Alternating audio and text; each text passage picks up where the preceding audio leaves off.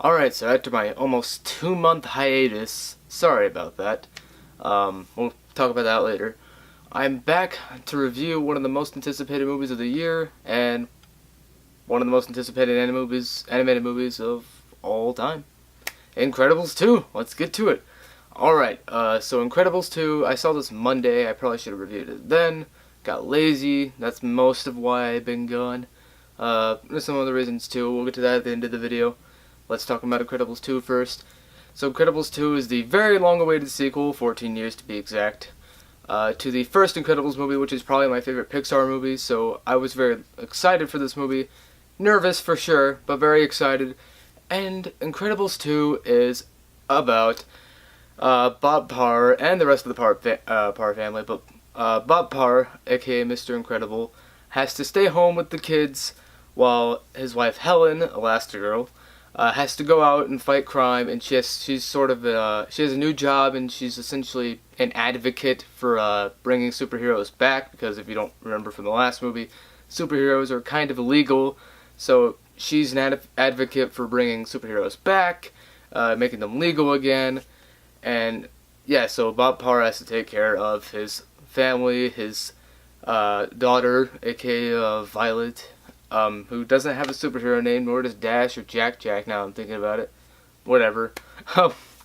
But he has to take care of the boy trouble with Violet, and the schoolwork with Dash, and Jack Jack's new powers. So yeah, that's the movie in a nutshell. There's a decent bit going on in this movie, but it keeps it going, because Incredibles 2 is one of the Pixar's best movies yet, I think. Probably in their top 10 somewhere. And Pixar's made some amazing movies, so that is definitely saying something. Incredibles 2 is definitely worth the wait as far as animated sequels go, and just sequels in general, really. This is probably the best long-awaited sequel I've seen in quite some time. Yeah, Incredibles 2 is fantastic, I think. I think it has a couple of small problems. We'll get to that in a second, but first we'll get all the great stuff out of the way, which is quite a bit, which... It's probably my favorite movie of the year so far. I don't know, this and Love, Simon are definitely competing. But yeah. So the animation is actually better than it is in the first movie. We're actually going to talk about the things that I liked more from this movie than I did in the first movie first. Because I do like the first movie more as a whole. And it's also nostalgia, so that feeds into it a lot too. And I just think it's a slightly better movie. Not by a lot, but slightly better. Honestly, actually, they might be on par, but that's a side note. But yeah, so the animation I actually think is better because it is 14 years later. Technology has improved, which means animation has improved as well. So that's kind of a given. But yeah.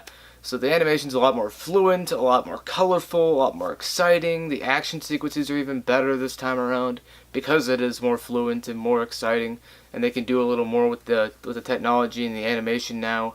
And it looks amazing. It's incredibly fluent. It really flows well.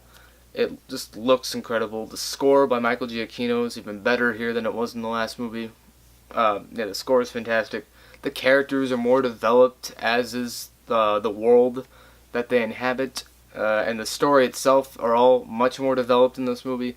They're given a lot more time and dedication to really not even calm down. It's like there is a lot of mayhem going on throughout this movie, but it definitely focuses on the right areas of development and where to keep that mayhem, and a lot of it's very small scale, like family drama, and that really works in this movie. It's very relatable. It really works. This family feels real. You really care for these characters. It really, really works. I loved it. Yeah, those things are actually better in this movie. The family dynamic as a whole is better in this movie. You don't see Elastigirl with the family much because she is kind of off doing her own thing with this whole villainous side plot in the movie. And that's all exciting, too. That stuff's all great. It doesn't weigh the movie down at all. But I was actually even more interested in the family dynamic at home. And that's really saying something, because the villainous subplot in this movie with Elastigirl is all incredibly exciting and very interesting. And the villain itself I did like a lot. I like the villain. Their motivations are very clear. We'll get into problems I have, and that kind of revolves around the villain. No spoilers. But yeah, this is a fantastic sequel. Basically everything about this movie is fantastic. This is some of the most fun I've ever had watching a movie, and probably the most fun I've had watching a movie this year. So yeah, this is a fantastic movie, but it does have a couple small problems. Okay, so as far as problems go, I think the villain, while good, I like the villain, isn't quite as good as the one in the first movie, but there are good motivations there. The motivations are clear, the villain is good, but I think what weighs it down is the fact that the twist or reveal of who the villain is insanely obvious. As soon as the character appears, I'm like, villain! I was like, I know it. Like, it's kind of a thing Pixar movies have. It's a cliche Pixar movies have, and I can't say what that is, so because it will give it away for you. But the villainous reveal is very predictable, and that didn't really work in this movie's favor. Yeah, so really that's my only big problem. There's some couple side characters that I didn't necessarily care for, but they barely have any lines of dialogue, so it doesn't really matter, honestly. This is such a well-paced, tight, fun, just amazing movie. It really is fantastic. I really love this movie. I'm probably going to go see it again tomorrow, or sometime over the weekend at least. But yeah, so I'm going to give Incredibles 2 an A. This is just a fantastic movie. One of the best of the year so far. It's so great. It really is. Okay, so why have I been gone? Okay, cool, let's talk about this. Alright, so you may remember my last video was about Avengers Infinity War, which has definitely been well over a month now. Yeah, I've seen that movie twice since then. I've seen a couple other movies twice since then as well, but we'll talk about that now. Okay, so a lot of that was to do with the last month of school, because school was just, it was a burden, it was painful, it was stressful, a lot of projects and all that stuff. That's all over now. Like, it's been over for a few weeks, so I mean, I didn't really have a reason to not make videos.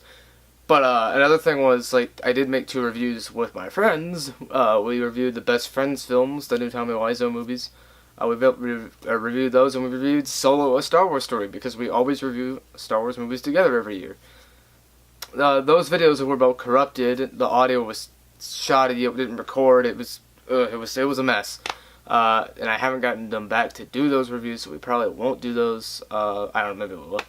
But that's a huge thing, because I've seen every movie that's come out, like every widestream release or mainstream release that has come out since Avengers Infinity War. I have seen. I promise you. I've seen Life of the Party, Overboard, Breaking In. I just saw it today. Like Upgrade, Deadpool 2, Solo. I saw Solo twice.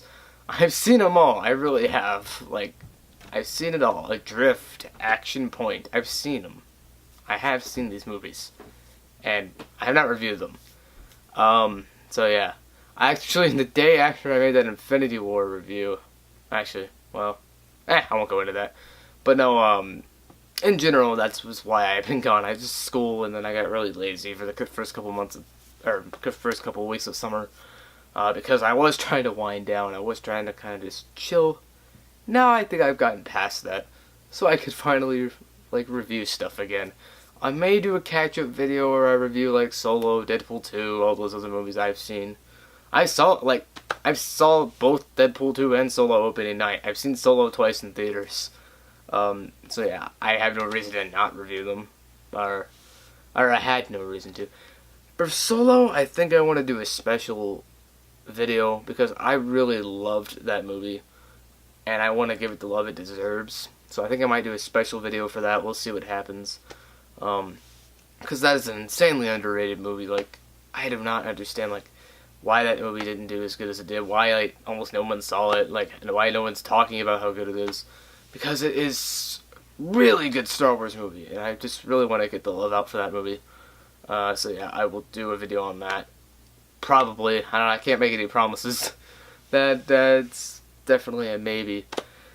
But yeah, so Incredibles 2. Yeah, I saw this movie Monday, so I probably should have reviewed it then. But once again, I got really lazy. But yeah, so that is my review for Incredibles 2. So, peace.